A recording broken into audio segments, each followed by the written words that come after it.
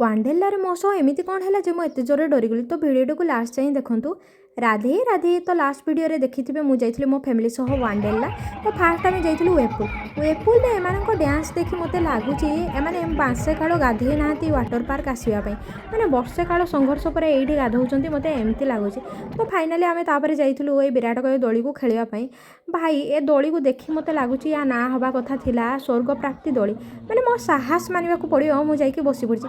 ୟାଙ୍କ ଭରସାରେ ବସି ପଡ଼ିଛି ନା। ଆଉ ଏ ଭାଇ ଦୁଇ ଜଣଙ୍କର ରିଆକ୍ସନ୍ ଦେଖନ୍ତୁ, ମାନେ ହୁଇସିଲ୍ ଆଉ ଭିଡ଼ିଓ କରିବାରେ ବ୍ୟସ୍ତ। ହ୍ୟାଟ୍ସଅପ୍ ତାଙ୍କୁ।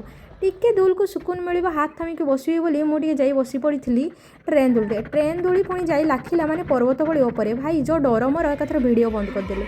ତାପରେ ଟିକେ ମୁଣ୍ଡ ଥଣ୍ଡା ହେବ ବୋଲି ମୁଁ ଯାଇଥିଲି ସାୱାରରେ ଡ୍ୟାନ୍ସ କରିବା ପାଇଁ। ୟାଙ୍କ ଡ୍ୟାନ୍ସ ଦେଖିକି ମୁଁ ଦୁଇ ପାଦ ପଛଘୁଞ୍ଚା ଦେଇଦେଲି। ପୁଣି ଦେଖୁନାହାନ୍ତି ମୁଁ କାହିଁକି ଡରିଥିଲି। ତ ଏଇ ରେଡ଼୍ ଜୋନ୍ରେ ବସିଲା ଭଳି ମୁଁ ଏ ରେଡ଼୍ ଦୋଳିକୁ ଖେଳିବା ପାଇଁ ଯାଇଥିଲି। ତ ଭାଇନା କହିଲେ ଟିକେ ଗୋଡ଼ ହାତ ଯଦି ଏପଟ ସେପଟ ହେବ ବହୁତ ଡେଞ୍ଜର। ତ ଭାଇ ମୁଁ ଏତେ ଡରିଗଲି, ହଠାତ୍ ଉଠିକି ପଳେଇଲି।